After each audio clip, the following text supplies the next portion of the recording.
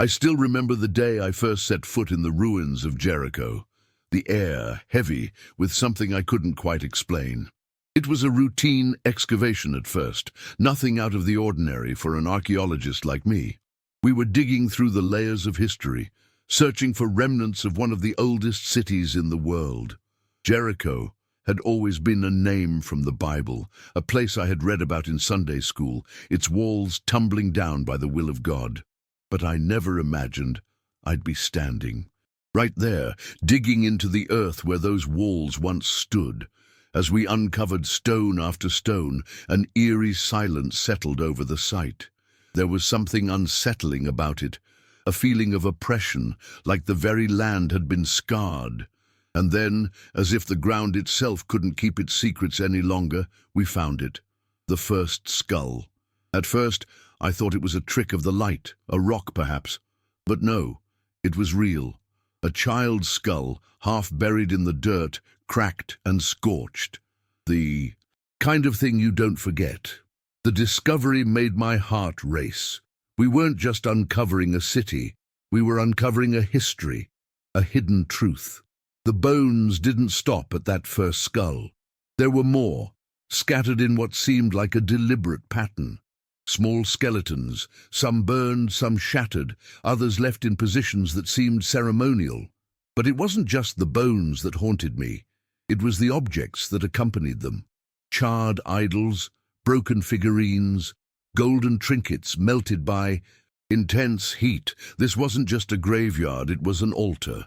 The thought made my stomach turn. The people of Jericho had worshipped gods of destruction, gods who demanded blood. I could feel the weight of the ancient rituals pressing down on me as we uncovered more. The city had been built on the backs of horrific sacrifices. I had read the scriptures before of how Jericho's inhabitants had rejected God and filled their city with sin. But standing there, holding these remnants of the past, it hit me in a way I wasn't prepared for. This wasn't just a city, it was a symbol of everything that had gone wrong in the world. A civilization corrupted by its own wealth, its walls too high, too proud to see the truth. Jericho had fallen because it thought itself untouchable. I'll never forget the first time I set foot in Jericho. It wasn't supposed to be anything more than another dig in the scorching heat of Canaan. At first glance, the place was just another pile of rubble, forgotten by time. But there was something about it, something in the air that made my skin crawl. The wind blew dust over ancient stones, and the sun hung heavy, as if even it was reluctant to look at the ground below. Jericho, the name alone carried weight. It wasn't just any ancient city. It was the city of the infamous walls, the city that crumbled at the sound of horns and the power of a divine command. But what I didn't expect to find was the hidden truth beneath those stones. As we carefully excavated, the layers of history began to reveal themselves. Beneath the usual rubble, beneath the scattered pottery and worn tools, something far darker was buried. That's when I saw it, the first skull. It was small, almost fragile, the bones scorched and cracked, half buried in the dirt. My heart stopped for a moment. There was no mistaking it. It wasn't just a relic of the past. It was the remnant of something horrific. At first, we thought it was an anomaly, a child's skull left behind in a forgotten corner of the city. But the more we dug, the more pieces fell into place. The remains weren't just scattered randomly. There was a pattern. Small bones, children's bones, arranged in ways that seemed deliberate. Some were burned, others crushed as if with malicious intent. The horror sank in as we uncovered more. It wasn't just one or two bodies, there were dozens, perhaps more.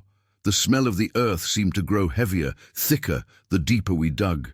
And then we found the idols, charred pieces of what appeared to be gods, broken and twisted, melted by the intense heat. The idols were positioned around the bones like offerings. At that moment I realized Jericho wasn't just a city of wealth and power. It was a place of unspeakable rituals, sacrifices, bloodshed, and devotion to gods who demanded death. The people of Jericho had gone so far down the path of sin that they had turned to child sacrifice, worshipping false gods, even as their riches and mighty walls made them feel invincible. They were too blind to see their own destruction coming. The city of Jericho wasn't just a military target for the Israelites, it was a symbol of everything that had gone wrong with humanity. As we dug deeper into the site, the reality of what we had uncovered became harder to ignore. Jericho wasn't just a city, it was a tomb. The bones of the children were laid out in such a way that it was clear this wasn't an accident. It wasn't a mass grave from a battle or some plague that had struck the city. These bodies had been placed intentionally, offering themselves as sacrifices. The fact that the idols were melted down, likely from the very fire that consumed them, only confirmed the depth of their devotion to false gods. I couldn't help but think about the city's walls, those massive, seemingly impenetrable fortifications that had once stood tall and proud, giving the inhabitants of Jericho a false sense of security. How arrogant they must have felt, believing their wealth and power would protect them from anything, even the wrath of God. But the more I thought about it, the more it made sense. The walls weren't just a physical barrier to enemies, they were a symbol of their spiritual blindness. Jericho had built walls to protect themselves, to isolate themselves from the divine and from the world around them. But in the end, those walls meant nothing. They crumbled, and the city fell, just as the Bible told us it would. It wasn't just a military defeat, it was a divine judgment. It wasn't just the physical evidence that left me unsettled, it was the overwhelming sense of presence that hung over the site. As we uncovered the bones and artifacts, I felt as though something, or someone, was watching us. It wasn't just the weight of history, it was something more. There were moments when the air seemed to grow cold and the sounds around us would fade, leaving an almost unbearable silence. I tried to rationalize it, to push it aside as the natural result of working in such an ancient and sacred place, but the feeling wouldn't leave me. On the final day of the dig, we uncovered something that made my blood run cold. A small, intricately carved stone tablet. It wasn't like anything we had seen before, no markings, no obvious purpose, but as we cleaned the dirt off of it, a strange symbol appeared, one that seemed to pulse with an energy of its own. It was the shape of a circle, but inside it were symbols that almost seemed to move, as if alive. I couldn't explain it. Even now, I don't think I want to. But as I stood there, holding that tablet, I realized just how deep Jericho's fall had been. This was no ordinary city. It was a place of true evil, a place where the boundary between the physical and the spiritual had been blurred. The days following the discovery of the tablet were strange. I couldn't shake the feeling that I had uncovered something far beyond my comprehension, something ancient, powerful, and deeply unsettling. The tablet had been placed carefully among the bones, as though it was meant to be the final key in an ancient ritual. I couldn't understand its meaning, but I knew that I wasn't supposed to. The more I studied it, the more I realized that it wasn't just an artifact. It was a symbol of everything Jericho had become, the city's arrogance, its belief that wealth and power could shield it from judgment, had manifested in their rituals, and this tablet seemed to hold the key to their spiritual downfall. The more I thought about it, the more I understood that Jericho's walls were a metaphor for their hearts. Just as they built fortifications to protect themselves from the outside world, they had closed themselves off from God. Their sin had reached such a level that even the most heinous acts were justified in their eyes. Sacrificing children, worshipping false idols, twisting everything sacred. Jericho had created its own hell. And now it was clear that the consequences of their actions weren't just historical, they were spiritual. I couldn't help but wonder if the very ground we were standing on had been cursed. Had we disturbed something that was meant to remain hidden? I could see it in the eyes of the other archaeologists. They weren't saying it aloud, but they were feeling it too. The pressure, the unease, the sense that this wasn't just a simple excavation anymore. It felt as if we were trespassing in a place that had already been condemned, and every hour we spent there only brought us closer to something we weren't prepared to face. Even the local guides, who had worked in these lands for years, were growing uneasy. They started to refuse to enter the site, claiming that it was bad luck or that it was a place best left undisturbed.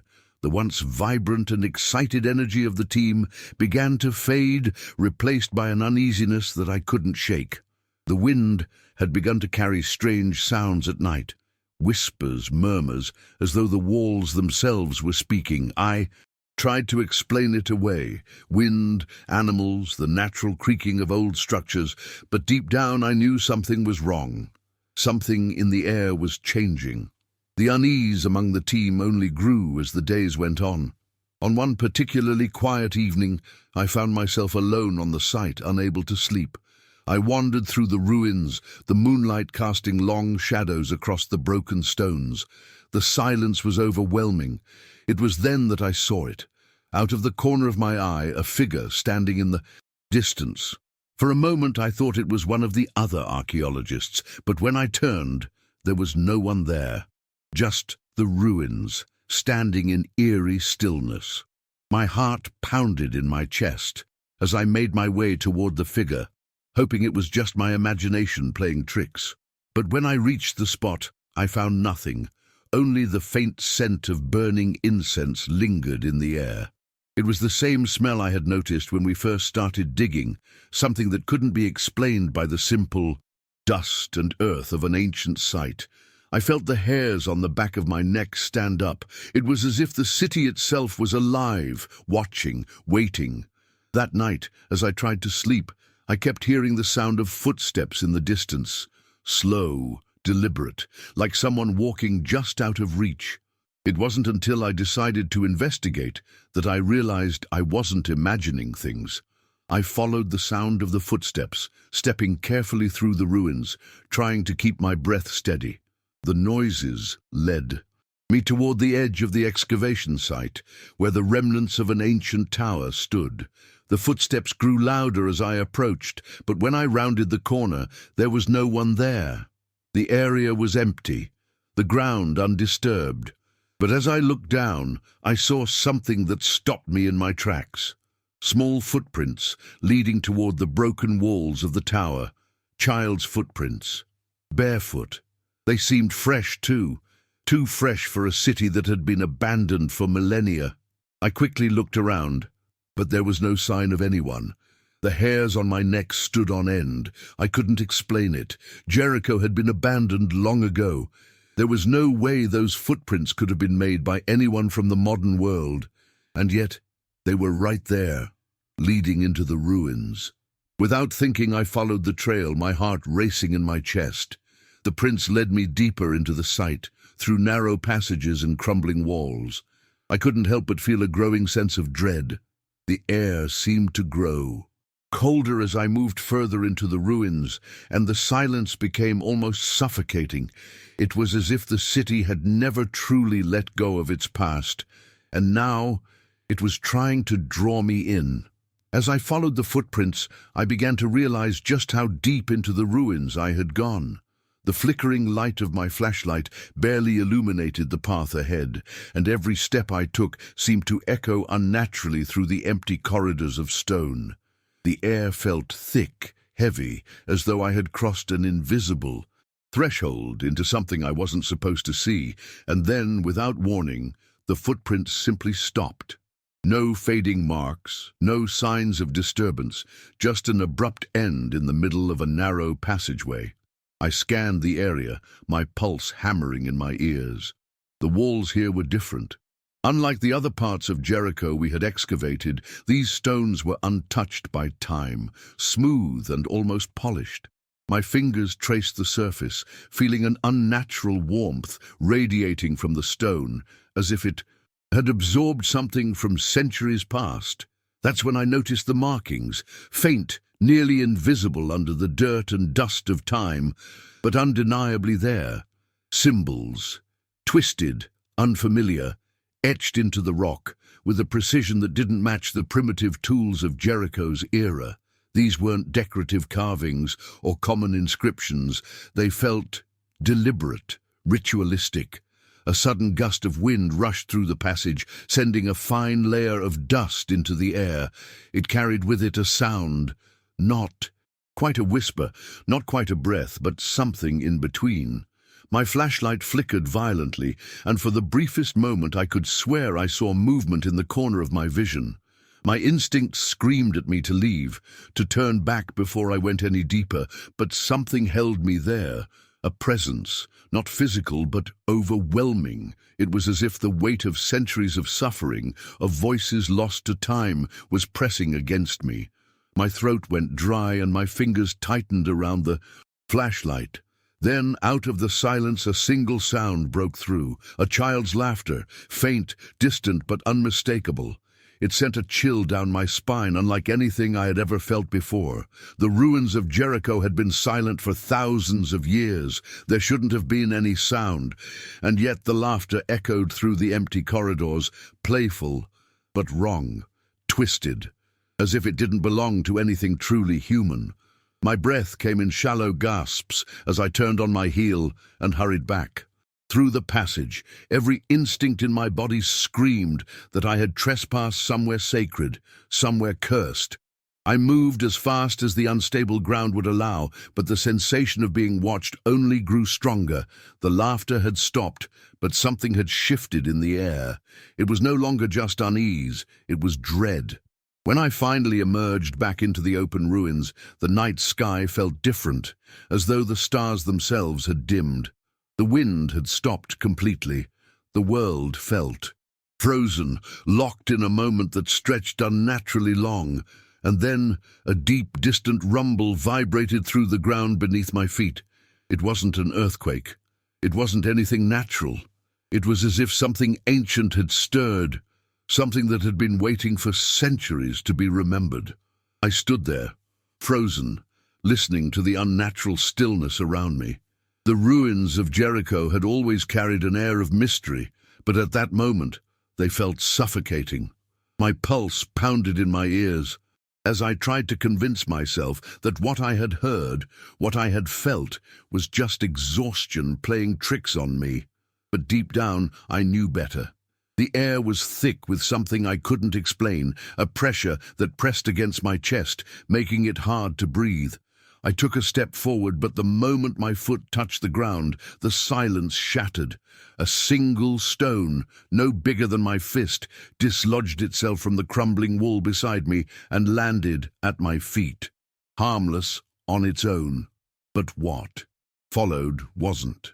The ground beneath me trembled, not violently, but enough to send dust cascading from the broken walls. My first thought was an aftershock from some distant quake, but then I saw them. More footprints, appearing in the thin layer of dust in real time. They were forming right in front of me, as though something was walking just ahead, unseen but undeniably present. My breath hitched.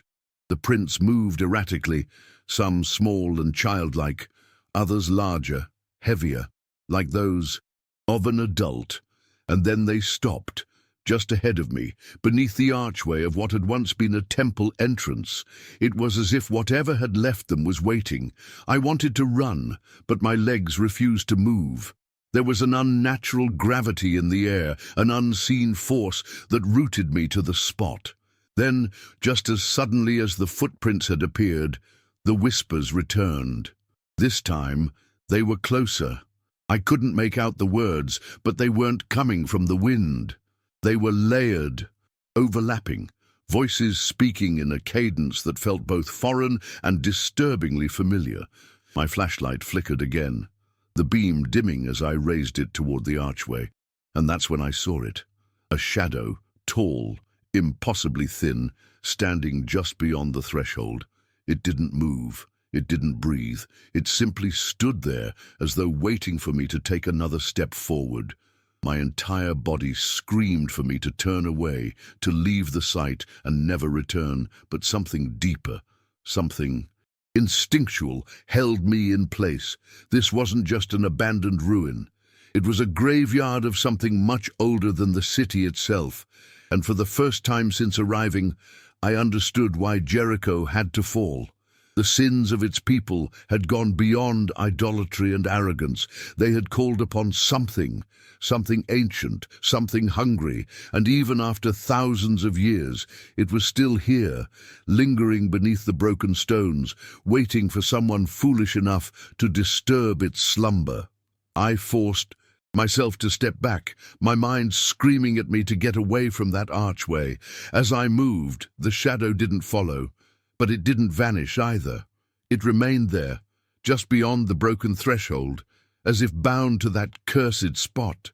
The whispers continued, growing more frantic, more layered, until it sounded like a chorus of voices all speaking at once. Some were pleading, others mocking, but one thing was certain.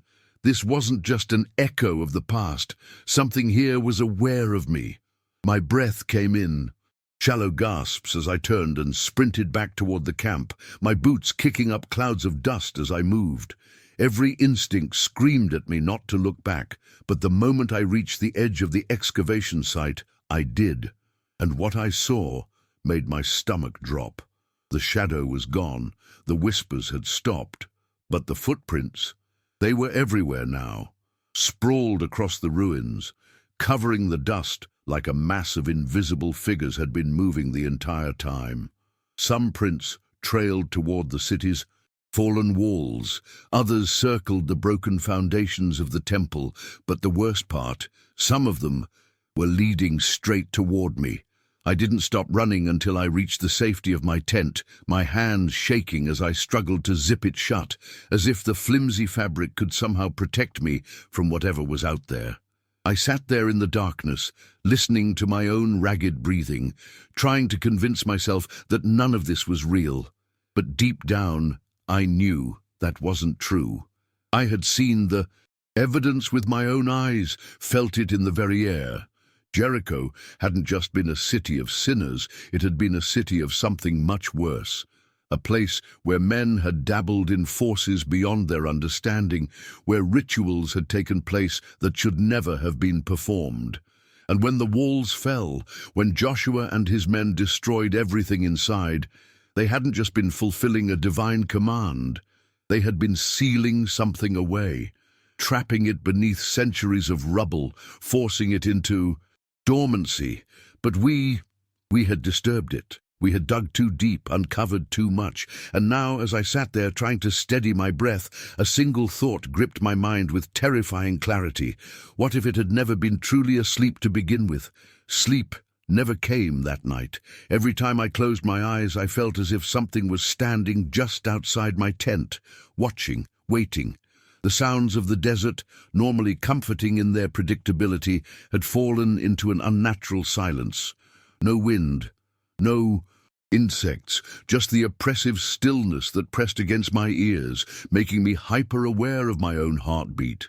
I told myself it was just my mind playing tricks, that exhaustion was amplifying my paranoia. But then, around 3 a.m, I heard it again. The laughter. It was faint at first, like the distant echo of a memory, but it grew louder, closer. It wasn't joyful. It wasn't innocent. It was distorted, hollow, as if something was mimicking the sound of a child without truly understanding what laughter was supposed to feel like. I clenched my jaw, refusing to move, refusing to acknowledge it. If I just ignored it, maybe it would go away. But then the laughter stopped, and in its place came a sound far worse. The slow, deliberate drag of something heavy against the dirt, circling my tent. I gripped my flashlight with white-knuckled fingers, every muscle in my body rigid with fear. My mind raced, trying to rationalize what I was hearing, but there was no logic to this. The footsteps were too precise, too intentional. They would stop for long moments, as if whoever or whatever it was listening. Then another step, then another. I held my breath, refusing to make a sound, terrified that if I so much as shifted in my sleeping bag, it would know I was awake. My tent was thin. If I turned on my flashlight, I would see the shadow of whatever was out there. But some primal part of me refused to do it. I didn't want to see. I didn't want confirmation of what I already knew deep down. Something had followed me back from the ruins, and now it was right outside. The dragging sound stopped just inches from the fabric of my tent. The silence that followed was even worse. It was as if the air itself had been sucked from the space around me, leaving behind a vacuum of anticipation. I strained to hear, my heartbeat pounding so loudly in my ears that it nearly drowned out everything else. But then, so softly that I almost convinced myself I had imagined it, there came a breath. Not mine, not the wind, something else. It was slow, deliberate, like the exhale of someone standing so close that if I reached out, my fingers would brush against them through the thin layer of nylon. A cold sweat broke across my skin as my mind raced through every possibility. It had to be an animal, a trick of the wind, anything but what I truly feared. But the logical part of my brain had already surrendered to the truth. I had disturbed something in the ruins. And now it knew me. Minutes stretched into eternity. I couldn't move, couldn't think. All I could do was wait, trapped in a waking nightmare, hoping that whatever was out there would lose interest. But then, fingertips, pressing lightly, deliberately against the fabric of the tent. The imprint was faint but unmistakable. 5 fingers, a hand, sliding downward as if tracing the barrier between us.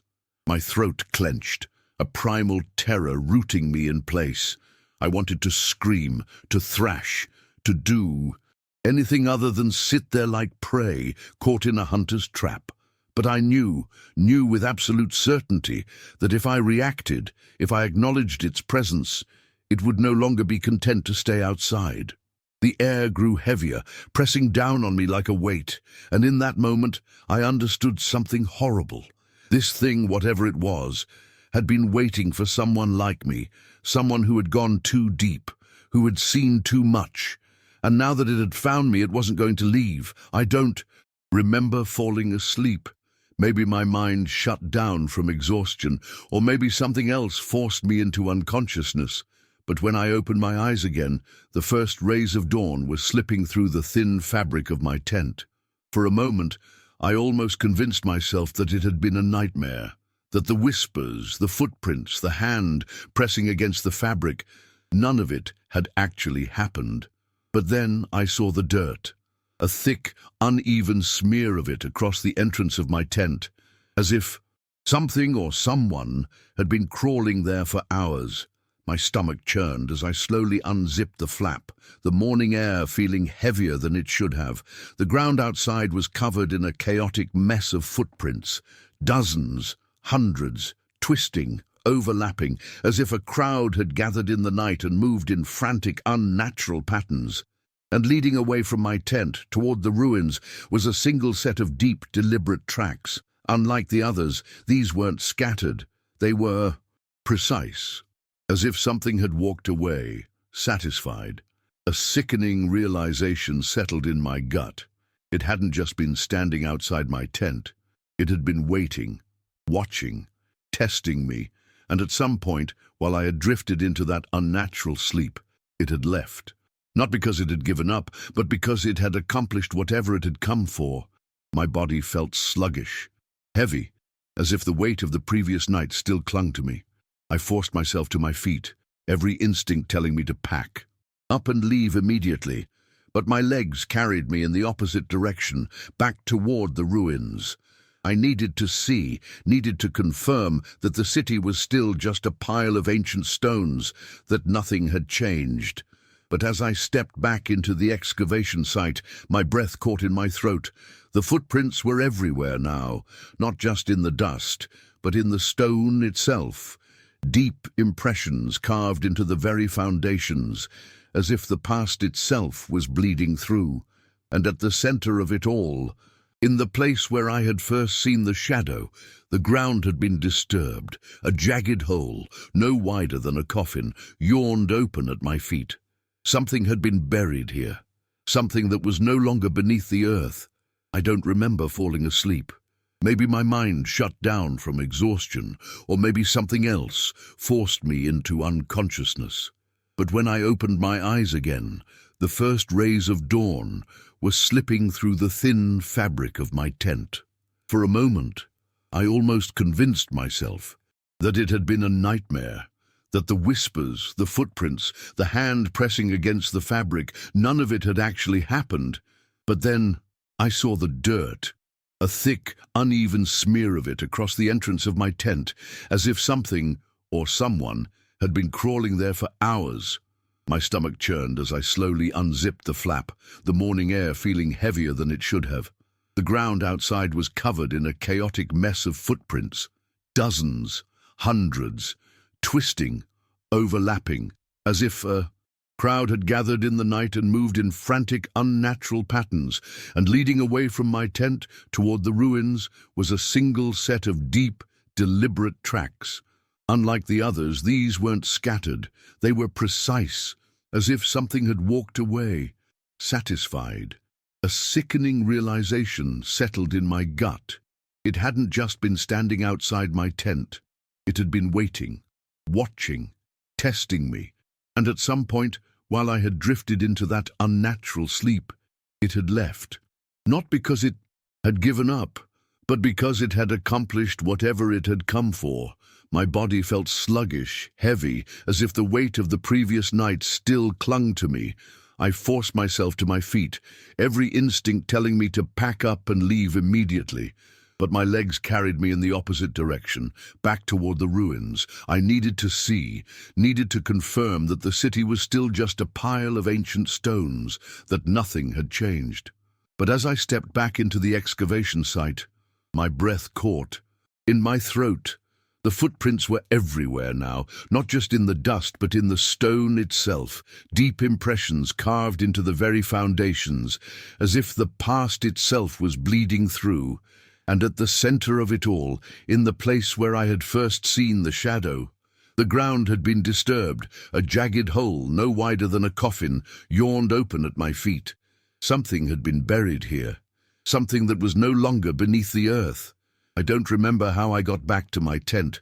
One moment, I was standing at the edge of the ruins, that impossible voice still reverberating inside my skull. The next, I was on my knees, hands digging into the dirt as I gasped for air.